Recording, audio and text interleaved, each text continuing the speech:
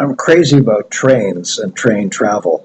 I think immediately about taking the early morning train from King's Cross in London to Edinburgh. The moment our train pulled into Waverley Station, I was in love.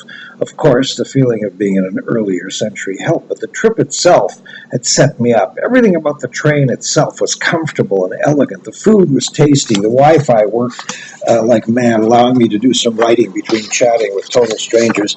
And as we approached the city, the view of cyclists weaving their way along the coast, the misty Firth behind them, was both idyllic and exciting. I wanted to be on one of those bikes. My mother and I used to take the train to Lake Winnipeg when I was a kid.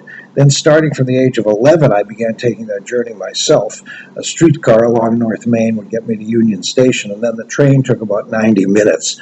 Very unlike the Eurostar that darts around Europe night and day with tremendous on-time efficiencies, and more reminiscent of the Italian locals that lumber between ancient towns on rather unpredictable schedules.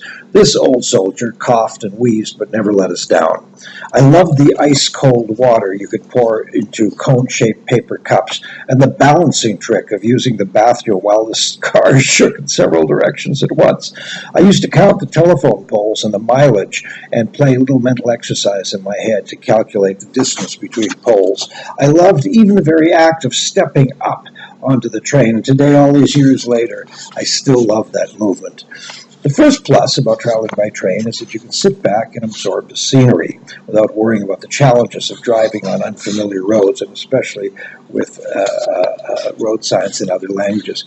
What the heck did that sign say? Where are we? Did we pass Rimini just now, or was that Eugene, Oregon?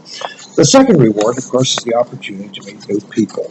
Waiting on the platform for the local train to take me from Lucca to Florence years ago, I saw a couple pacing in front of me. Their bags were adorned with small Canadian flags, and it didn't take long for all of us to discover that we came from Vancouver. Sitting with them on the train, I learned that they were both enjoying second marriages.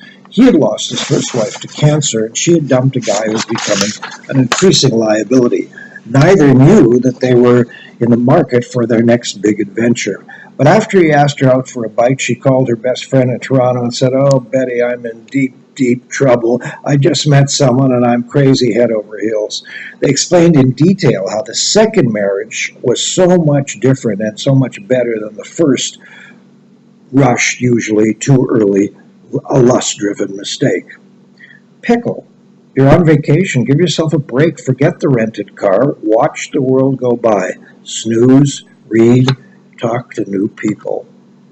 Woo-hoo, take the train.